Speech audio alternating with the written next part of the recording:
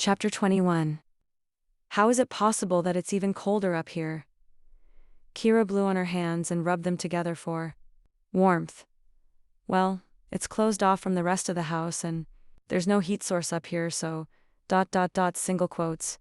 She glared at him. Right. She wasn't actually looking for an answer. Something had happened in between hauling that Christmas tree into the house, and he wasn't sure what it was, except that Kira's prickly spines were back out in full force. But maybe he did understand.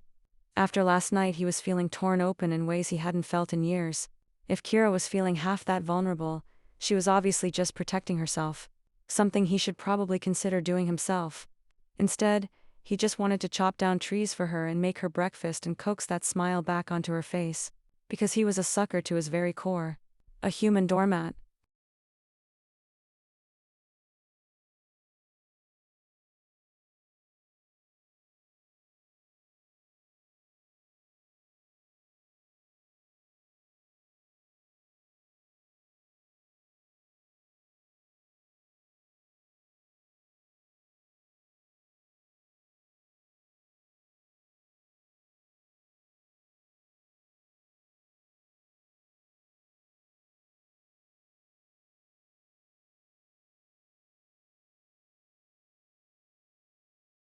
There's a lot of boxes up here, he said, changing the topic from heating issues to the task at hand. So we might find something useful. Kira ran her fingers over the top of a dusty box. He left so much behind. According to Jeannie, there was a lot more, but they had it cleared out before selling it. He scanned the attic. Stacks of cardboard boxes leaned precariously, slumped and crumpled with age. A few old lamps collecting dust in one corner, an ancient TV inhabiting the other. He could only stand up straight in the middle of the space, the slope of the roof on either side making it impossible not to hit his head along the edges of the room. Kira peered at the handwriting scribbled on the sides of the boxes. Books, cassette tapes, clothes. Kira read. Oh, this one says holiday. That might be promising. She opened the box and looked in. Single quotes. She pulled out a rather creepy, elfish-looking Santa doll. Yikes, he said. The box is full of them. Bennett crossed the attic to look for himself. Wow. An entire collection of terrifying Santas, Kira said, rifling through the box. She pulled out another and held it up. I feel like it can see into my soul, he said, as the doll stared at him. Kira stifled a laugh.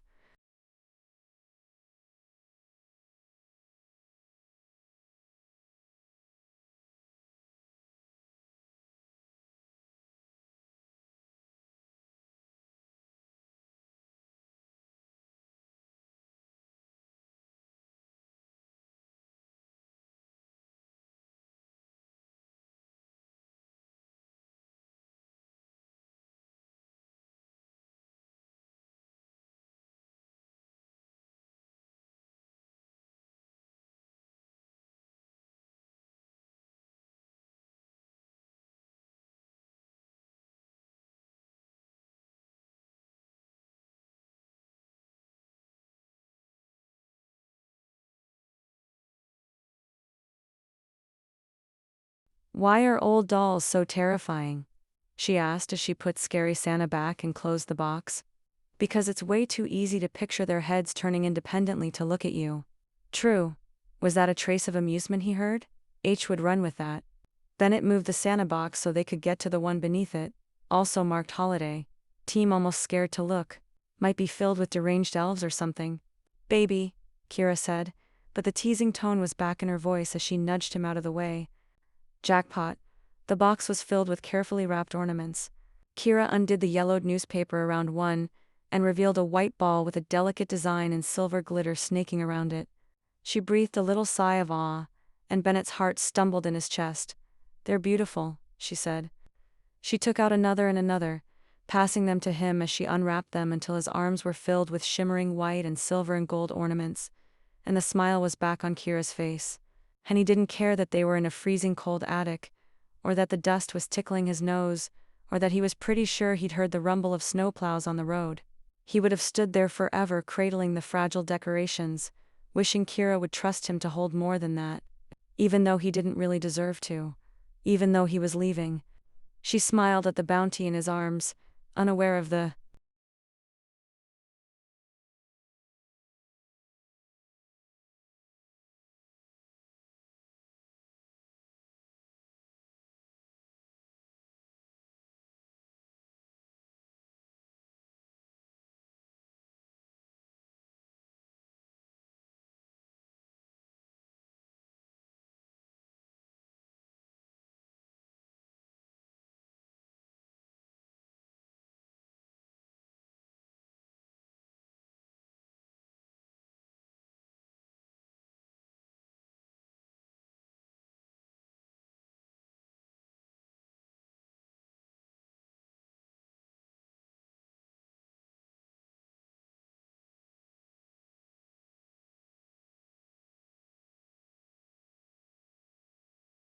direction of his thoughts.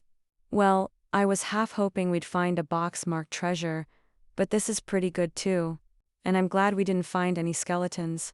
We didn't open all the boxes, she said, taking the ornaments back one by one and placing them carefully in the box to bring downstairs. Don't even joke about that. She laughed, and it sounded like hope. I didn't realize you were such a scaredy cat, Ben. Ben. Ben like she knew him. Ben like they were more than just two people passing by each other in the randomness of life. Scaredy cat? No, I just would rather not find body parts in musty old attics. Where would you rather find body parts? Ideally, still attached to the person they belong to. Another small laugh as she snooped around in a few more boxes. Well, I guess that's it for holiday stuff. I'll come back to treasure hunt another day, she said, grabbing the ornament box before he could do it for her. She turned and her hip bumped another box. It toppled to the ground, spilling its contents across the attic floor. Shit. She put the ornaments down and crouched to pick up the mess. Bennett stooped to help her. What are these? He picked up one of the envelopes from the floor. Old letters? Kira sat on the dusty floor, legs stretched in front of her. She blew her bangs out of her face with a breath, and her eyes widened as she turned the paper in her hand.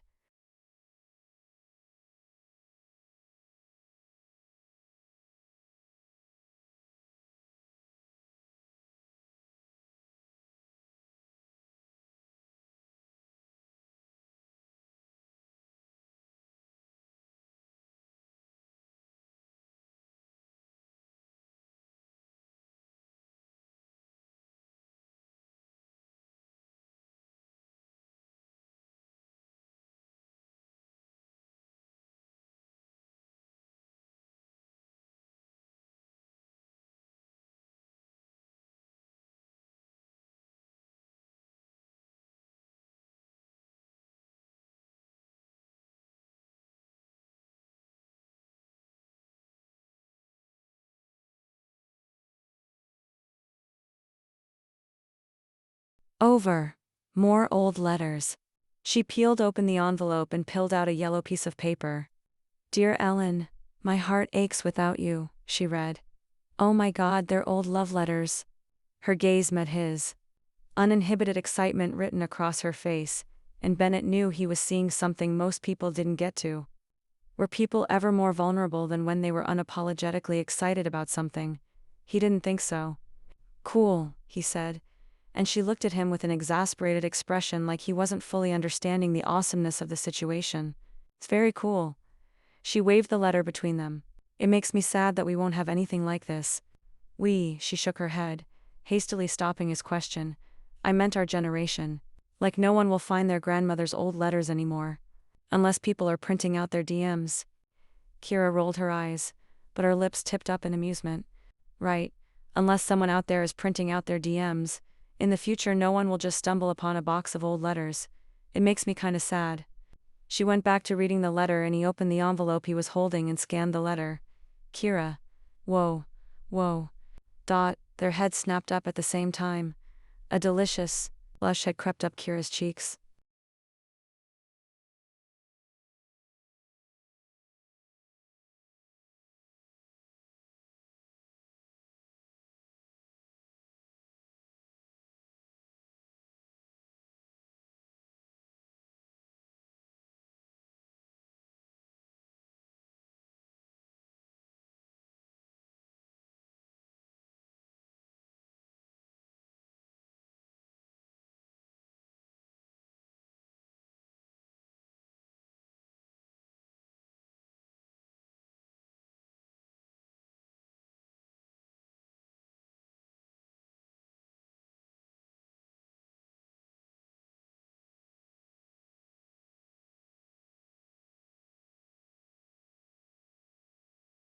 "They're dirty letters," she said, eyes wide. Bennett doubled over with laughter, a hand across his stomach, letting the letter fall from his fingertips. Kira kept reading. "This is absolutely filthy," she gasped. Bennett wheezed, sure he was sucking in so much attic dust that he'd be sneezing until New Year's, but the moment was too absurd not to. "At least they're not your grandmother's letters," he said, between laughs. Kira swatted his shoulder. "Don't you dare bring my grandmother into this." Ben wiped the tears from his eyes. "You did, not me." She frowned, still reading. "I mean, it's still very romantic. He wanted her so bad he pined for her." She picked up another letter. "That's hot." Bennett grabbed another letter to avoid staring at Kira.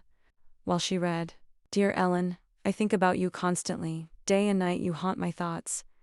Your sweet mouth, the perfect curve of your breasts.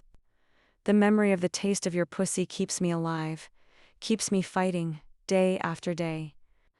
Wow, Ellen must have been one hell of a woman, he muttered, although he could relate to poor Edwin's feeling. He must have been in Vietnam when he wrote these, Kira said, pointing out the dates on the letters. "I wonder if she ever wrote the poor guy back. They got married, so she must have at some point. Maybe they got lost." She rifled through the letters, looking for any response to Edwin's ardor. She must have responded. How could she not? Kira was on her knees now, examining the other boxes for more letters. She couldn't have just left him hanging. All his thoughts and feelings just flapping in the breeze. I mean, he loved her. Look at how he loved her. And he must have been so lonely, out there thinking of her. Her voice cracked. Kira, single quotes. She kept looking, opening box after box. They must be here somewhere. Kira, single quotes. Team sure they're here, Peaches. Her gaze snapped to his. "What? I found one." Her eyes lit up. "You did?" She crawled back to the letters still scattered on the floor, and he handed her the one letter he could see with Edwin's name and platoon number on it. "Dear Eddie," she read, spreading the letter out on her lap. "Your letters never fail to make me blush. I had to start reading them in private because my sisters are always trying to read over my shoulder.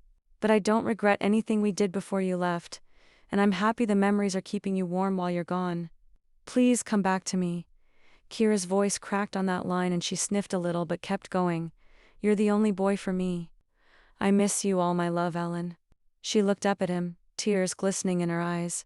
"I didn't know you were such a romantic," Peaches he teased. His voice soft. She huffed. "Hide it well. I think it's safe to assume Eddie didn't kill Ellen. Definitely not." He crawled closer, leaning over the pile of love letters from Edwin to his beautiful wife. Kira lifted her face to him, and he brushed his lips across her cheek. She sighed and his mouth found hers. Warm and soft and welcoming, a side of her no one else saw. He pulled away and leaned his forehead against hers, and when her gaze met his, the force of his desire hit him hard in the gut. Not just desire for her body, although that was back too, but God, how he wished he could be the one for her. "Let's go back downstairs." "You're freezing," he said. Her practical needs the only thing he could care for right now. She let him pull her up after they carefully returned the letters to their box. He carried the Christmas ornaments downstairs and led Kira back to the living room. He stoked the fire. He silently undressed first himself and then her, tossing their dusty clothes aside. He wrapped her in blankets in the warmth of his skin. He kissed the fresh tears from her cheeks. "Ben?"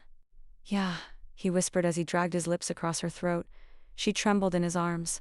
"I'm glad you're here." And he could hear the loneliness in her voice and he wanted to banish it forever. Dangerous thoughts for a man who had to leave in 2 weeks. "Me too." She reached between them and guided him to her and he eased into her wet heat again. Even though she must be sore and so was he, but they were running out of time and there was nowhere in the world he'd rather be. He pushed deeper and she gasped, her fingers in his hair, her ankles digging into his back. "Yes," she whispered. "And please, and don't stop, and Ben, and yes, yes, yes." And he felt her tighten around him, the quickness of her pleasure surprising them both, but she clung to him as it crested. And then he found his too, buried deep, his face pressed against the pulse rapidly beating against her throat.